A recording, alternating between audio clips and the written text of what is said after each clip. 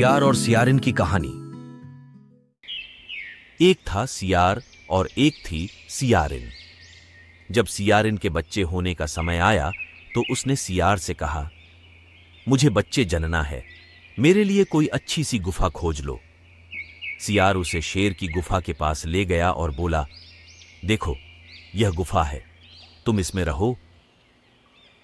सियारिन बोली, लेकिन यह तो शेर की गुफा है, इसमें हम कैसे रह सकते हैं? जब शेर आएगा तो हमको और बच्चों को भी खा जाएगा। सियार ने कहा, तुम्हें इससे क्या मतलब? तुम तो गुफा में बच्चे जनो, जो मैं कहूंगा वही तुम करोगी तो कोई मुश्किल नहीं होगी। सियारिन ने गुफा में बच्चे दिए, नन्हे नन्हे सुंदर पैदा हुए। कुछ देर बाद शेर आता दिखाई दिया। सियार गुफा के मुंह पर ही बैठा था। जब शेर गुफा के पास पहुंचा तो दोनों ने पहले से जो बात सोच रखी थी उसके हिसाब से आपस में बात करने लगे। सुनते हो दलभंजन जी? क्या कहती हो आग बैताल जी? ये बच्चे क्यों रो रहे हैं? शेर के कलेजे के लिए। यह सुनकर शेर चौंक गया। इतने में सियार बोला, देखो यह शेर आ ही रहा है, मैं अभी इसका कलेजा ले आता हूं। शेर ने मन ही मन सोचा, लगता है मुझसे कोई बड़ा जानवर इस गुफा में आकर बैठ गया है।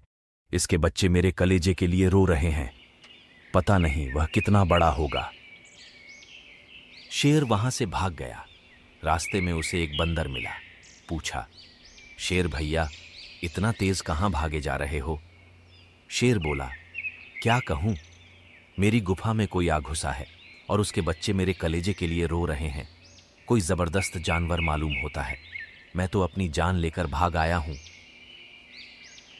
बंदर ने कहा, तुम ये क्या कह रहे हो? भला शेर से बड़ा और कौन हो सकता है? आओ हम पता लगाएं। शेर ने बंदर से कहा, नहीं भाई नहीं, मुझे नहीं पता करना है, बस मुझे अपनी जान प्यारी है। बंदर ने कहा, जरा मेरे साथ चलो तो, तुम्हारी गुफा में तो सियारिन ने अपने बच्चे दिए हैं, मुझे पता है। शेर बोला, नहीं नहीं, मैं तो नहीं चलूंगा। बंदर ने शेर से बोला, शेर भैया डरते क्यों हो, आप तो राजा हो जंगल के। चलो आओ, हम एक दूसरे के पूंछ बांध ले, फिर एक साथ चलते हैं। शेर और बंदर ने अपनी अपनी पूंछ आपस में बांध ली और दोनों गुफा की तरफ चले। दूर से शेर और बंदर को आते देखकर सियार ने फिर कहा, सुनते हो दलभंजन जी? अंदर से जवाब आया, क्या कहते हो आग बैताल जी? सियार ने कहा, बच्चे क्यों रो रहे हैं? गुफा में बैठी सियारिन बोली, शेर के कलेजे के लिए। सियार ने ऊंची आवाज में कहना शुरू किया, हमारा दोस्त बंदर आ रहा है, वह शेर का कलेजा ला रहा है।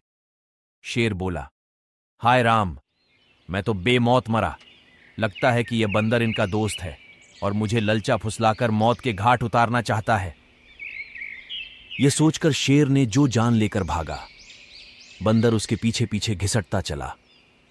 बंदर बेचारा क्या करता, उसने शेर की पूंछ के साथ अपनी पूंछ बांध राखी थी, इसीलिए वह और जाता कहां।